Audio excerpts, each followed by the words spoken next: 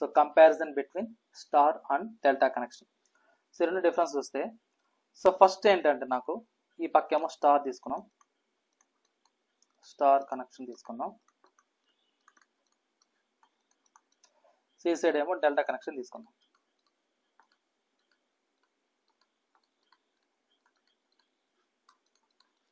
So జనరల్గా మనం star connection ఎలా ఇండికేట్ చేసుకుంటాం అంటే ఇలా ఇండికేట్ చేసుకుంటాం. సో దీని ఏమో ఇలా ఇండికేట్ చేసుకుంటాం. ఓకేనా? సో ఇది ఇక్కడ ఫస్ట్ వచ్చేసి దీని యొక్క నోటేషన్, దీని యొక్క డయాగ్రామ్ ఎలా ఉంటుంది అంటే ఇలా ఉంటుంది, దీంట్లో లేదనుకుంటే ఇలా ఉంటుంది, దీనిలో వచ్చేసరికి ఇలా ఉంటుంది. ఇది ఫస్ట్ పాయింట్. సెకండ్ వన్ వచ్చేసి న్యూట్రల్ అవైలబిలిటీ ఉంటుందా లేదా అని చెక్ చేస్తే, సో మనకు స్టార్ కనెక్షన్ ఎలా ఉంటుంది అంటే నాకు న్యూట్రల్ కనెక్షన్ అనేది ఉంటుంది, పాసిబుల్ అవుతుంది. కాబట్టి న్యూట్రల్ ఈజ్ అవైలబుల్. మరి ఆ న్యూట్రల్ ఎక్కడ తీసుకుంటామంటే ఇందులో ఈ యొక్క స్టార్ కనెక్షన్కి వచ్చేసరికి, సో ఇక్కడ చూడండి, దీన్నే మనం న్యూట్రల్గా తీసుకుంటాం, అంటే ఈ పాయింట్ని మనం న్యూట్రల్గా తీసుకుంటాం అన్నమాట దేంట్లో, స్టార్ కనెక్షన్లో. బట్ డెల్టా కనెక్షన్ వచ్చేసరికి ఆ న్యూట్రల్ కనెక్షన్ అనేది ఉండదు అన్నమాట. సో ఇందులో వచ్చేసరికి న్యూట్రల్ అనేది not available. So neutral is not available. Okay. So next voltage relationship.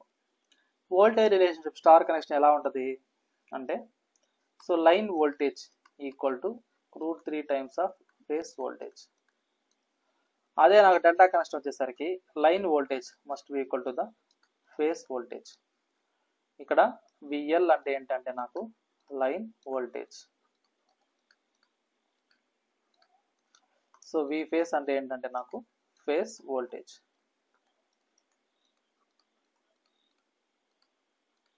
ఓకేనా? సరే. సో నెక్స్ట్ కరెంట్ రిలేషన్షిప్ ఎలా ఉంటుందంటే నాకు ఇందులో line current must be equal to the phase current. But ఇందులో వచ్చేసరికి line current must be equal to the √3 times of phase current.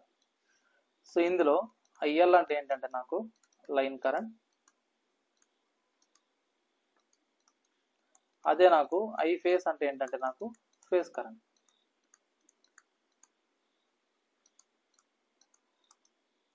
Okay. So voltage relationship చూసాం, current relationship చూసాం, న్యూట్రల్కి సంబంధించి చూసాం, దానికి డయాగ్రామ్ ఎలా ఉంటుందో చూసాం. సో నెక్స్ట్ ఏంటంటే ఇన్సులేషన్ రిక్వైర్మెంట్. ఇది ఇంపార్టెంట్ పాయింట్ అన్నమాట. సో ఇదేమో స్టార్, సో ఇదేమో డెల్టా. సో ఇందులో ఫిఫ్త్ పాయింట్ వచ్చేసరికి ఇన్సులేషన్ రిక్వైర్మెంట్. ఈ యొక్క ఇన్సులేషన్ రిక్వైర్మెంట్ వచ్చేసరికి ఎందులో ఎలా అంటే నాకేంటంటే ఈ యొక్క స్టార్ కనెక్షన్ వచ్చేసరికి లోయర్ ఫేస్ వోల్టేజ్ అనేది ఉంటుంది అన్నమాట. ఇది ఏం చేస్తుందంటే లోయర్ ఫేస్ వోల్టేజ్ ని రెడ్యూస్ చేస్తుంది. బట్ డెల్టా కనెక్షన్ వచ్చేసరికి higher face voltage equals to the line voltage ఉంటుంది. సో కాబట్టి నాకు ఇక్కడ ఏంటంటే ఇన్సులేషన్ రిక్వైర్మెంట్ స్టార్ కనెక్షన్లో లోగా ఉంటుంది, డెల్టా కనెక్షన్లో హైయర్గా ఉంటుంది. సో ఎందుకు ఇందులో లోగా ఉంటుంది అంటే నాకు, సో ఇక్కడ చూడండి స్టార్ కనెక్షన్ వచ్చేసరికి స్లోగా ఉంటుంది ఇన్సులేషన్ రిక్వైర్మెంట్ అనేది. ఆ ఇన్సులేషన్ రిక్వైర్మెంట్ లోగా ఉంటుంది. ఎందుకు అంటే ఇక్కడ ఫేస్ వోల్టేజ్ అనేది రిడ్యూస్ అవుతుంది. ఫేస్ వోల్టేజ్ అనేది రిడ్యూస్ అవుతుంది. సో అదే డెల్టా కనెక్షన్ వచ్చేసరికి ఇందులో ఈ యొక్క ఇన్సులేషన్ రిక్వైర్మెంట్ ఎలా ఉంటుంది అంటే నాకు హైగా ఉంటుంది. సో ఎందుకు అంటే ఇక్కడ phase voltage must be equal to the line voltage అన్నమాట. Phase voltage equals to the phase voltage equals to the line voltage. So ఇదే ఫార్ములా, ఏదో కాదు. సో ఇక్కడ మనం ఏమన్నాం, line voltage equal to √3 times of phase voltage అన్నాం. ఇందులో ఏమో లైన్ వోల్టేజ్ ఫేస్ వోల్టేజ్ అన్నాం. సో ఇన్సులేషన్ రిక్వైర్మెంట్ అన్నప్పుడు అక్రాస్ మనం ఫేస్ దగ్గర తీసుకుంటాం. సో కాబట్టి నాకేమవుతుంది, లైన్ వోల్టేజ్ అనేది 1/√3 టైమ్స్ రెడ్యూస్ అవుతుంది కాబట్టి ఇన్సులేషన్ రిక్వైర్మెంట్ అనేది తక్కువ అన్నమాట. సో అదే ఇక్కడ మనం రాసుకున్న పాయింట్. నెక్స్ట్ వన్ ఏంటి అంటే స్టార్టింగ్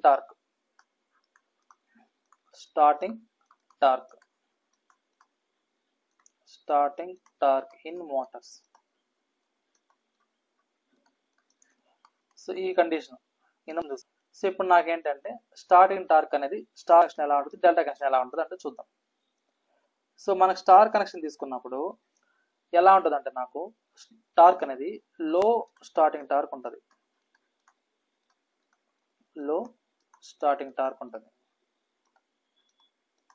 బట్ అదే డెల్టా కనెక్షన్ తీసుకున్నప్పుడు టార్క్ హై స్టార్టింగ్ టార్క్ ఉంటుంది.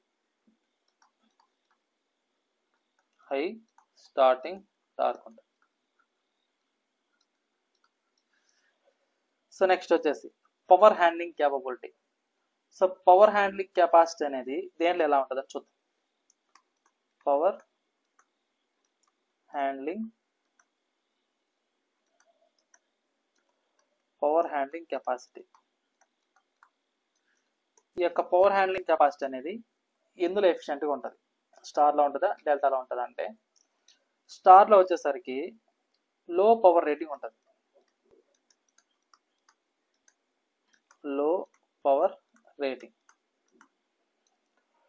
సో అదే నాకు డెల్టా కనెక్షన్ వచ్చేసరికి హై పవర్ రేటింగ్ ఉంటుంది.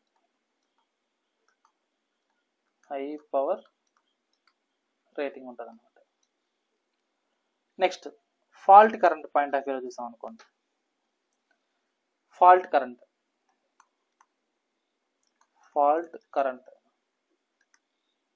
సో ఈ పాయింట్ ఆఫ్ వ్యూలో చూస్తే ఎలా ఉందంటే నాకు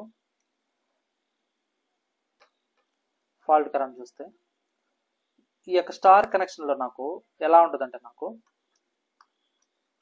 లో లెవెల్లో ఉంటుంది అన్నమాట. అంటే చాలా తక్కువ ఉంటుంది, లో ఫాల్ట్ కరెంట్ ఉంటుంది. ఇందులో వచ్చేసరికి ఫాల్ట్ కరెంట్ ఉంటుంది. ఫాల్ట్ కరెంట్ ఎలా ఉంటుంది అంటే నాకు ఎక్కువగా ఉంటుంది అన్నమాట. ఓకేనా. Next applications point of. So ఇప్పుడు దాకా మనము డిఫరెంట్ చూసాం కదా. ఇప్పుడు ఇదే స్టార్ కనెక్షన్ డెల్టా కనెక్షన్ ఎక్కడెక్కడ యూజ్ చేస్తాం అప్లికేషన్ పాయింట్ ఆఫ్ వ్యూ చూద్దాం. So application point of view చూసినట్లయితే సో ఇక్కడ చూడండి అప్లికేషన్స్ అంటే స్టార్ కనెక్షన్ ఎక్కడ యూజ్ చేస్తాం, డెల్టా కనెక్షన్ ఎక్కడ యూజ్ చేస్తాం అంటే సో ఫస్ట్ ఈ యొక్క స్టార్ కనెక్షన్ ని మనం మోస్ట్ ఎక్కడ యూజ్ చేస్తామంటే transmission, distribution, long distance power కానీ మోటార్ స్టార్టింగ్ పర్పస్ లో కానీ ఎక్కువగా స్టార్ కనెక్షన్ యూజ్ చేసుకుంటాం. ట్రాన్స్మిషన్ లో కానీ and distribution. So transmission, distribution, దాంతోగా లాంగ్ డిస్టెన్స్ పవర్ ట్రాన్స్మిషన్ ఎక్కడైతే చేస్తామో అక్కడ లాంగ్ డిస్టెన్స్ పవర్. సో దాంతో మోటార్ యొక్క స్టార్టింగ్ పర్పస్ లో కూడా యూజ్ చేస్తాం.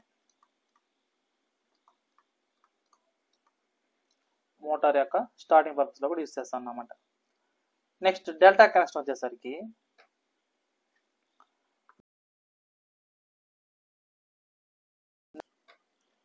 ఈ యొక్క డెల్టా కనెక్షన్ ఇండస్ట్రీ ఉంటాయో అక్కడ యూజ్ చేస్తాం అన్నమాట. Industrial loads. సో అదేవిధంగా రన్నింగ్ మోటార్స్, స్టార్టింగ్ మోటార్స్ కాకుండా రన్నింగ్ మోటార్స్ ఉంటాయి అలాంటి దగ్గరలో పాటుగా దగ్గర కూడా దీన్ని యూజ్ చేస్తాం అన్నమాట.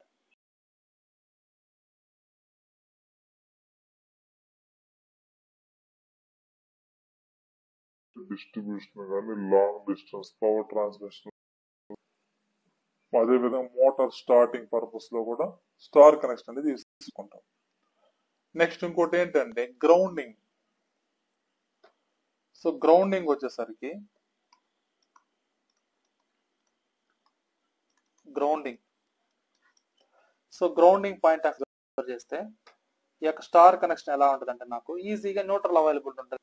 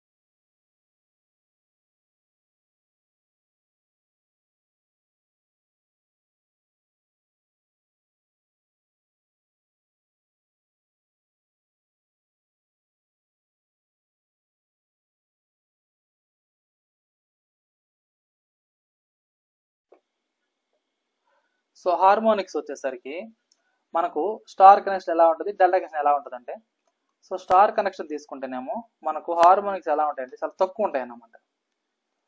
సో స్టార్ కనెక్షన్ వచ్చి తీసుకుంటేనేమో ఈ యొక్క హార్మోనిక్స్ ఎలా ఉంటాయంటే నాకు లెస్ హార్మోనిక్స్ ఉంటాయి, లెస్ హార్మోనిక్స్ సప్రెషన్.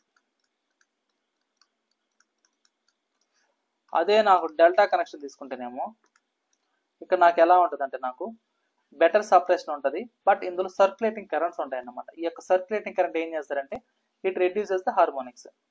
సో కాబట్టి బెటర్ సప్రెషన్,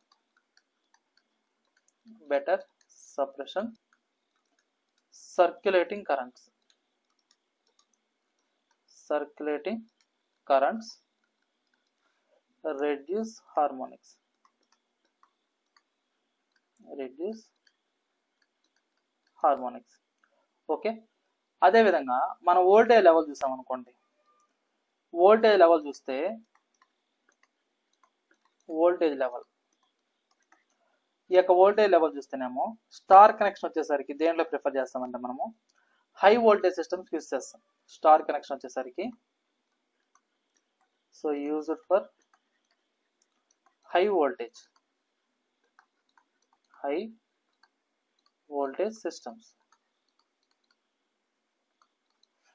అదే డెల్టా కనెక్షన్ వచ్చేసరికి సో దీన్ని మనం ఏం చేస్తాం, లో కానీ మీడియం కానీ వోల్టేజ్ యూజ్ చేస్తాం అన్నమాట.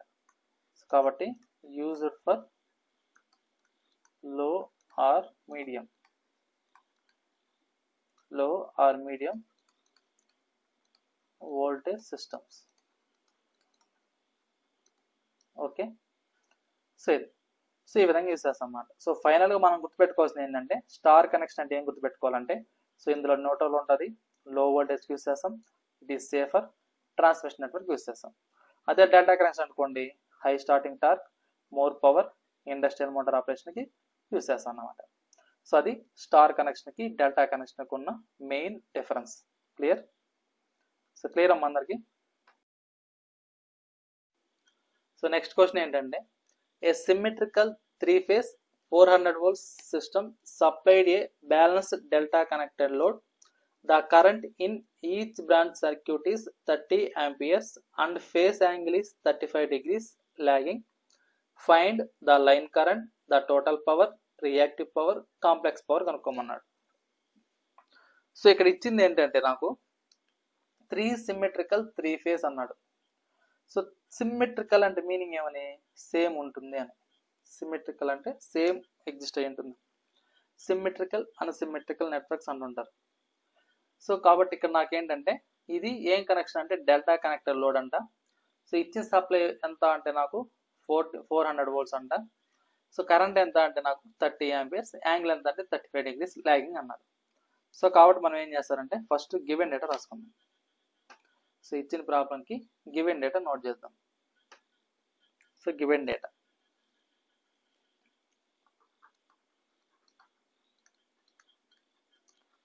గివెన్ డేటా దీంట్లో ఫస్ట్ ఏంటంటే ఇక్కడ సో దీన్ని ప్రీవియస్ మీకు 2006, 2008 అదేవిధంగా 2018లో అడిగాడు ఈ క్వశ్చన్.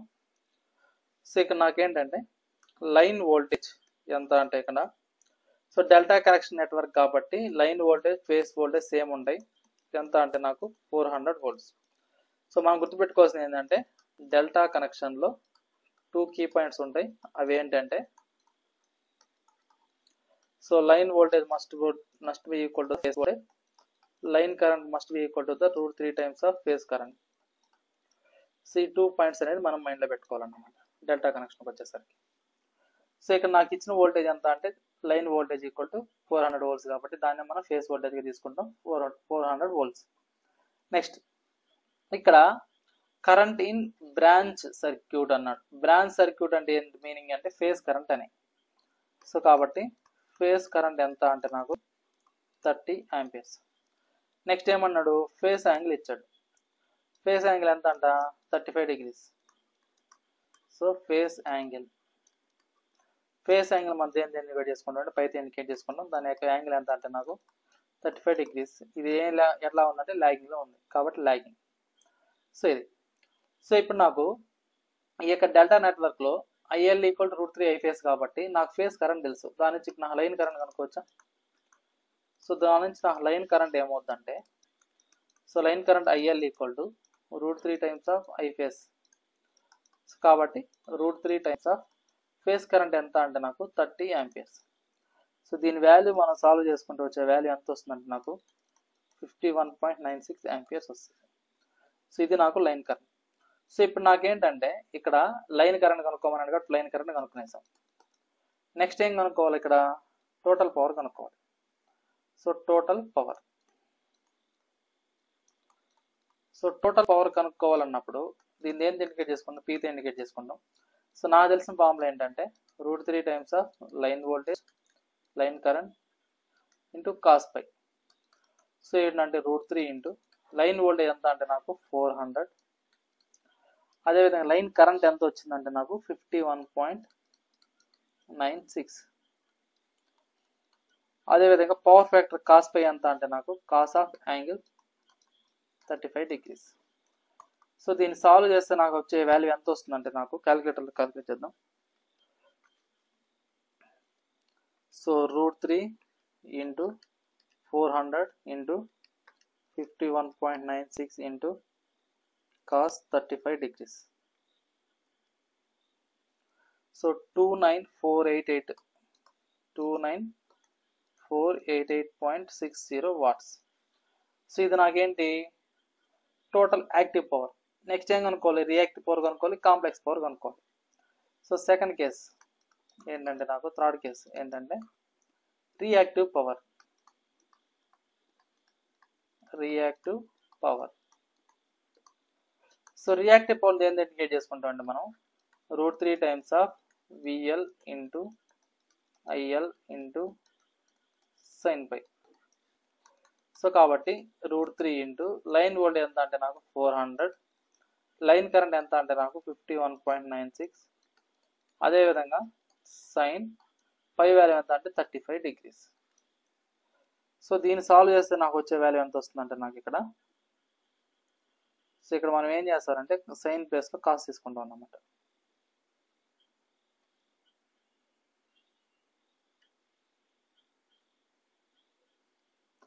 సో కాస్ ప్లేస్లో సైన్ తీసుకుంటాం.